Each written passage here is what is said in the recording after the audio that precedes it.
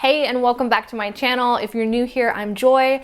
I help photographers like you grow profitable and thriving photography businesses through videos here on my YouTube channel every single week and also over in my private Facebook group called Photo Boss. I'll link it down below. If you're not a part of it, definitely join and I'll leave you guys the link. So in today's video, I'm going to be showing you behind the scenes of me working at a wedding, which I've had a few people ask for, and hopefully you'll be able to see more insight into my settings, my lenses, my posing and direction, and just really how it actually looks for me to be working on a real wedding day and then the images that come of it. So if you like this kind of video and you want to see more, leave me a comment down below and let me know which part of the wedding day you want to see behind the scenes from. So if you need more help with family formals, let me know. If you need more help with reception and off-camera flash, let me know. I want to hear from you guys so that I can make videos that really truly help you here on YouTube.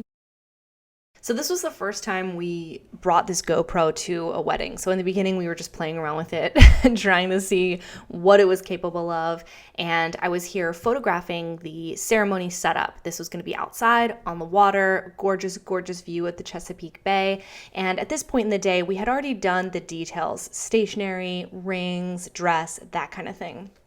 So after the ceremony setup, I moved into this little foyer area where I was just getting the cards, the seating chart cards. I wanted to get this picture here of where the guests would be putting their cards and some of the images of my couple from their engagement session. So just getting these details. At this point, I'm still working around some of the employees that are still setting up, but I wanted to make sure that I got these cards before the guests came in and moved them. So a lot of times by the time we get to the reception space, it's altered, it doesn't look the same, and it's really hard to get published when we don't have these details. So I was lucky enough to get those. So now we're just getting some pictures of our bride with her bridesmaids, seeing her for the first time, hanging out in the getting ready room, and getting some of those reaction photos.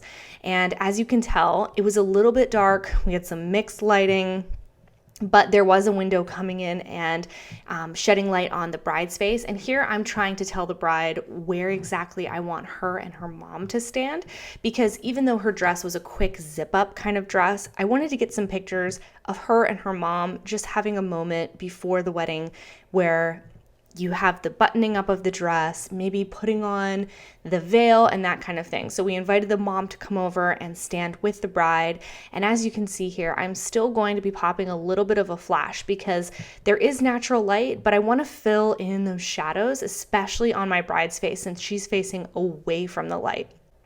I continue to use the flash throughout the getting ready period in here just because I liked the way that the images were coming out and the harsh shadows just weren't working for me when I turned the flash off.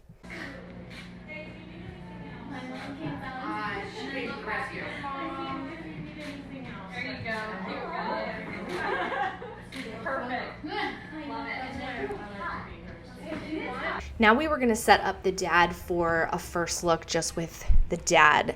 The bride and groom were not going to do a first look, and I had to be really careful where I positioned him and the bride because we had the groom and my second shooter taking pictures just on the other side of this like trellis, and so if we went down by the water or if we were in that area, he would have been able to see us. So I had to very carefully position them in this area, and this was a little bit tricky, but we made it work. So immediately following this father-daughter first look, I had the entire girls' side of the bridal party come out to this trellis area because at this point we hadn't done any of those bridal party portraits because again, they weren't doing a first look. So I went ahead, I did a quick gathering before the ceremony, and I got some details of the bride as well, of her bouquet, just her standing there, some really classic portraits, and I got a good portrait of this entire group of bridesmaids here, which ended up being the only natural light portraits we had of them just because of the rest of the way that the day went.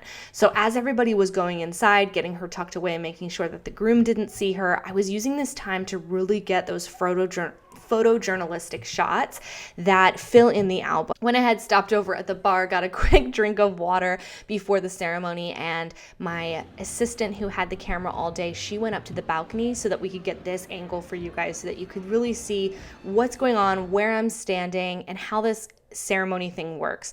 So for a ceremony, where I'm outside, I have a lot more leeway as to exactly where I can stand. But when it's in a church and when it's a little bit more confined, I am still in this very similar position. I'm going to be standing at the front, a little off to the side. So because I was working with a videographer, I also needed to make sure that I wasn't going to be in front of his shot and to double check where everybody was coming in. So at this point, you see me talking to the priest.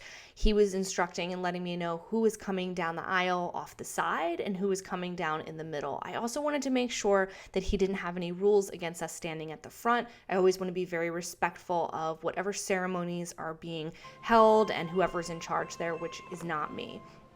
So at this point, you can see the groom and all of his groomsmen are filing in, and I'm going to be able to get that shot really beautifully here from the front.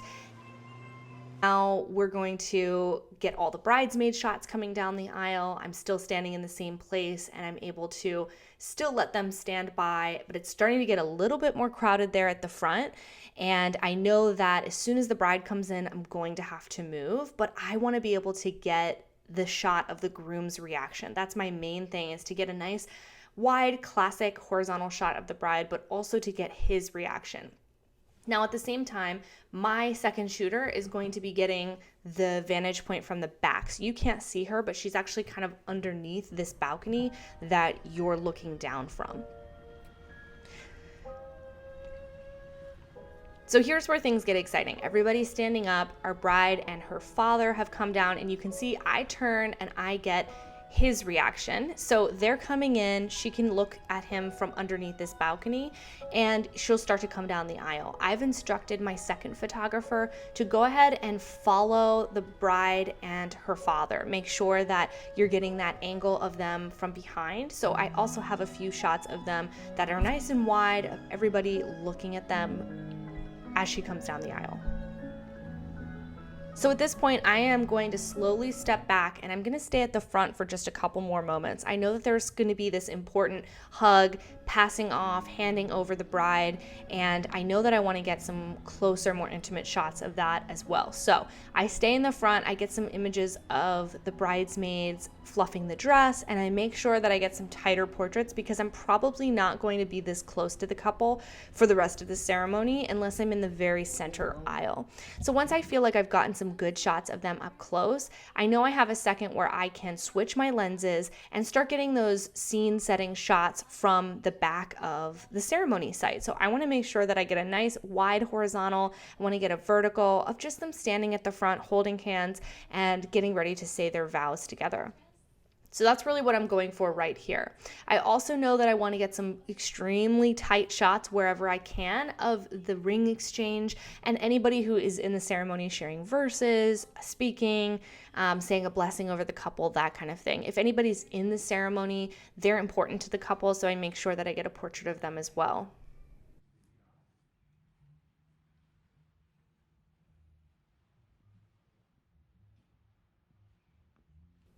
By the time the vows are happening, I'm pretty much going to be hanging out here at the back and making sure that I get the kiss. My second photographer is going to get that side vantage point.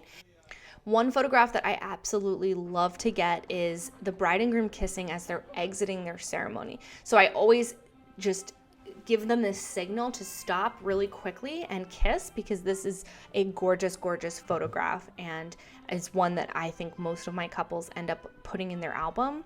So it's a really good one. So at this point in the day, we're losing light pretty quickly. I ended up doing pretty much all of the family formals and then stopped, paused, and you can see the families hanging around. Some people are enjoying cocktail hour, parents are there, but I decided that the bride and groom portraits were more important at this time of day since we had such limited light. So I decided to take matters into my own hands, pose them there on the water, make sure that her dress was fluffed, and I got some really classic portraits of them kissing in front of the water.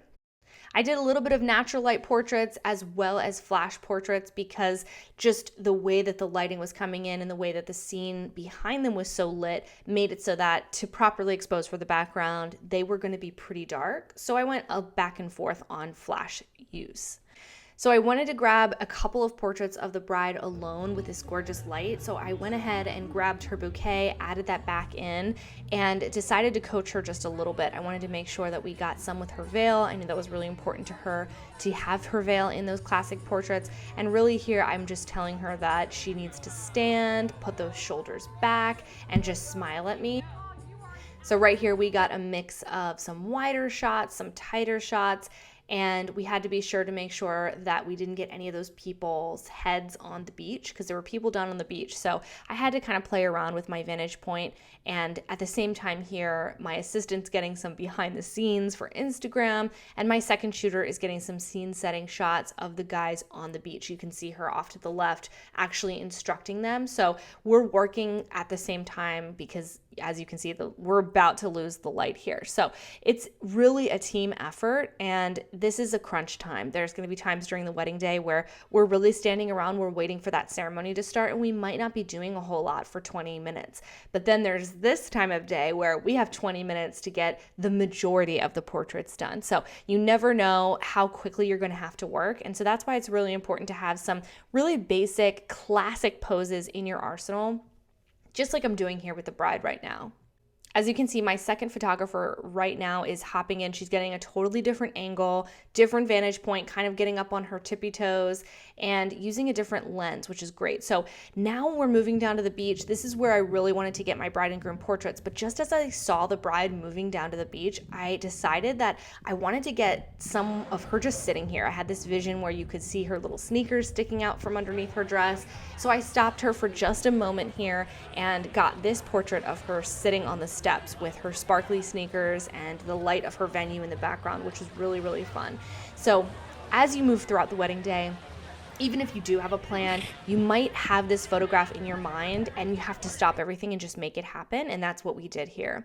So now we have our bride and groom. We're on the beach. It's pretty much dusk. That golden sunlight is completely gone. I really want to be able to showcase that bouquet, but not have it take up so much space between them. So as you can see here, I had her throw it kind of over his shoulder. And I think it was a nice combination of something a little bit different, but not taking up too much space between them.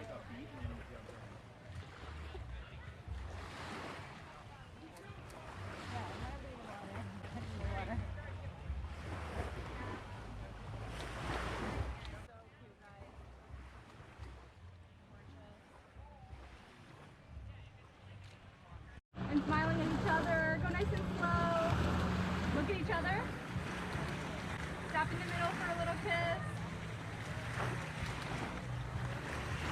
Love it, guys.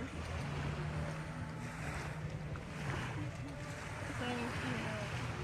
So if you like today's video and you like watching me work at real paid events and just seeing where I stand, where I'm working, how I'm working, you're gonna love this video on your screen right now. This is a posing video that has real behind the scenes footage of me working with real life couples, not models, and I think you're really gonna enjoy it. So check it out, click the video on your screen right now, and I will see you over there.